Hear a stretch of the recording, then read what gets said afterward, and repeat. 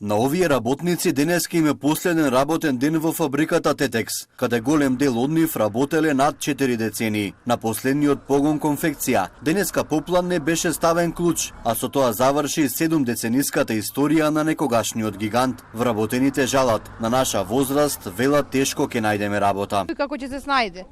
Сваки со своја среќа. Ама има луѓе што смо работеле 35 години, никој нема подоле. Значи свите смо стари више. Па секој како ќе се снајде. Здравие, тоа е.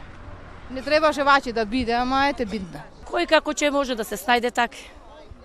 Вие конкретно еве? Ќе видим, не знам ништо. Една година под завод ќе бидем, после ќе видим. Господ, како ќе каже, секој со своја среќа. Тоа е. Од раководството на Тетекс истакнаа дека биле приморани да ја затворат фабриката, која последните години се занимавала со примерно производство за странски фирми. На просторот од поранешна Југославија, па речиси во сите европски земји, веќе нема ниту една текстилна фабрика која работи, а која имала примарно производство од волна и текстил, како што беше во Тетекс, значи производство од предиво, ткенини, па се до готови конфекцијски производи. Нас текстилците едноставно не поклопи далечниот исток со многу ниски цени на текстилот и ние тоа не можевме да го издржиме, па затворањето на Тетекс беше неминовно. Од синдикатот велат дека за сите отпуштени над 150 вработени ќе се примени колективниот договор. Утаму додадоа дека е направена програма за реорганизација на работењето во случај на повторно активирање на фабриката, првенство да имаат отпуштените работници.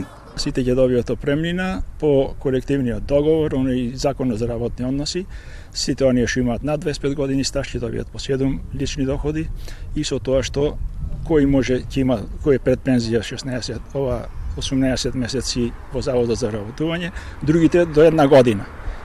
Така да нема да останат необештетени. Комбинатот Тетекс започна со производство на 25 мај 1951 година. Низ годините прерасна во вистински текстилен гигант на југословенските простори, со над 8800 вработени. Последниве 2 децении се редеа проблемите на фабриката, а со тоа и отпуштање на работниците, кое заврши денеска со отказ и на последните вработени, но и последниот погон.